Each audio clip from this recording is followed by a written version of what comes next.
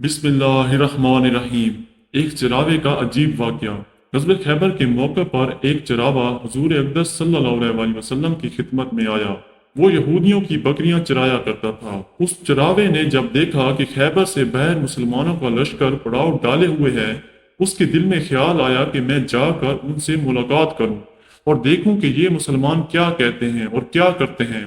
چنانچہ بکریاں چراتا ہوا مسلمانوں کے لشکر میں پہنچا اور ان سے پوچھا کہ تمہارے سردار کہاں ہیں؟ صحابہ کرام نے بتایا کہ ہمارے سردار حضور اکرم صلی اللہ علیہ وسلم اس خیمے کے اندر ہیں۔ پہلے تو اس چراوے کو ان کی باتوں پر یقین نہیں آیا۔ اس نے سوچا کہ اتنے بڑے سردار ایک معمولی سے خیمے کے اندر کیسے بیٹھ سکتے ہیں۔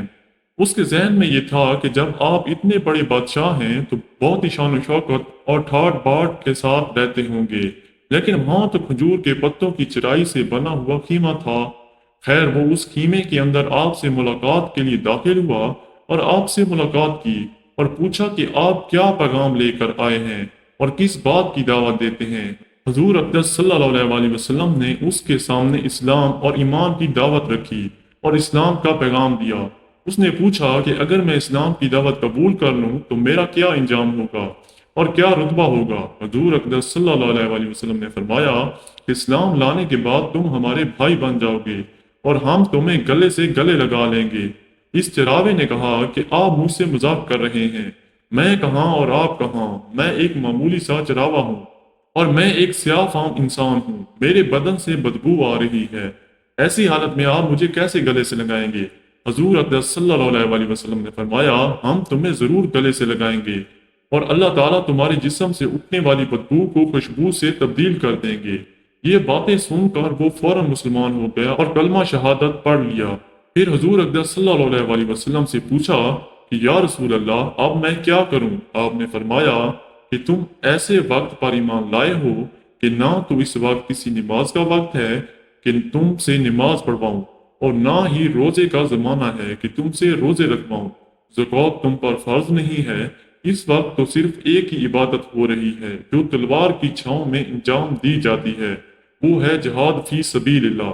اس چراوے نے کہا یا رسول اللہ میں اس جہاد میں شامل ہو جاتا ہوں، لیکن جو شخص جہاد میں شامل ہوتا ہے اس کے لیے دو میں سے ایک صورت ہوتی ہے، یا غازی یا شہید، تو اگر میں اس جہاد میں شہید ہو جاؤں تو آپ میری کوئی ضمانت لیجیے۔ حضور اقدس صلی اللہ علیہ وسلم نے فرمایا کہ میں اس بات کی ضمانت لیتا ہوں کہ اگر تم اس جہاد میں شہید ہو گئے تو اللہ تعالیٰ تمہیں جنت میں پہنچا دیں گے اور تمہارے جسم کی بدبو کو خوشبو سے تبدیل فرما دیں گے اور تمہارے چہرے کی سیاہی کو سفیدی میں تبدیل فرما دیں گے۔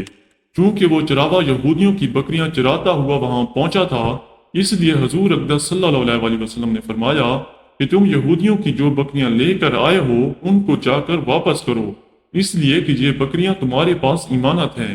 اس سے اندازہ لگائیں کہ جن لوگوں کے ساتھ جنگ ہو رہی ہے، جن کا محاصرہ کیا ہوا ہے، ان کا مال غنیمت ہے، لیکن چونکہ وہ چراوا بکریاں معاہدے پر لے کر آیا تھا، اس لیے آپ نے حکم دیا کہ پہلے وہ بکریاں واپس کر کے آؤ، پھر آ کر جہاد میں شامل ہونا۔ چنانچہ اس چراوے نے جا کر بکریاں واپس کی اور واپس آ کر جہاد میں شامل ہوا اور شہید ہو گیا۔ جب جنگ ختم ہو گئی تو حضور اقدس صلی اللہ علیہ وسلم لشکر کا جائزہ لینے لگے۔ ایک جگہ آپ نے دیکھا کہ صحابہ کرام کا مجمع اکٹھا ہے۔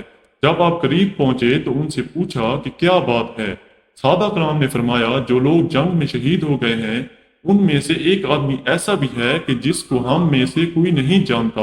آپ نے فرمایا کہ مجھے دکھاؤ۔ جب آپ نے دیکھا تو فرمایا تم اس شخص کو نہیں پہچانتے، مگر میں اس شخص کو پہچانتا ہوں، یہ چراوا ہے اور یہ وہ عجیب و غریب بندہ ہے جس نے اللہ کی راہ میں ایک بھی سجدہ نہیں کیا، اور میں اس بات کی گواہی دیتا ہوں کہ اللہ تعالی نے سیدھا اس کو جنت الفردوس میں پہنچا دیا ہے، اور میری آنکھیں دیکھ رہی ہیں کہ ملائکہ اس کو غسل دے رہے ہیں اور اس کی سیاہی سفیدی میں تبدیل ہو گئی ہے اور اس کی بدبو خوشبو سے تبدیل ہو گئی ہے۔ اندازہ کیجئے، دیکھیے، اگر کچھ عرصہ پہلے اس چراوے کو موت آ جاتی تو سیدھا جہنم میں چلا جاتا، اور اب اس حالت میں موت آئی کہ ایمان لا چکا ہے اور سرکار دو عالم صلی اللہ علیہ وسلم کا غلام بن چکا ہے۔